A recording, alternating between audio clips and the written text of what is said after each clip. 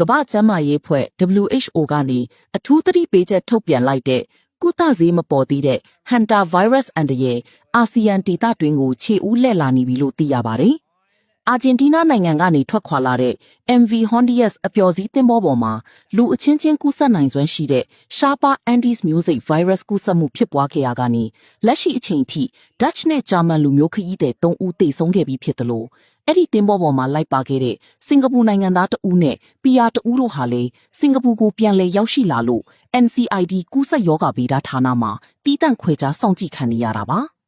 အထူးသဖြင့်ဒီ virus ဟာပုံမှန်အားဖြင့်ကြွက်တီကနေတဆင့်ကူးစက်တာဖြစ်ပြီးမဲ့အခု Andes virus ကတော့လူအချင်းချင်းအလွန်နီးကပ်စွာထိတွေ့သူတွေကြားကူးစက်နိုင်တယ်လို့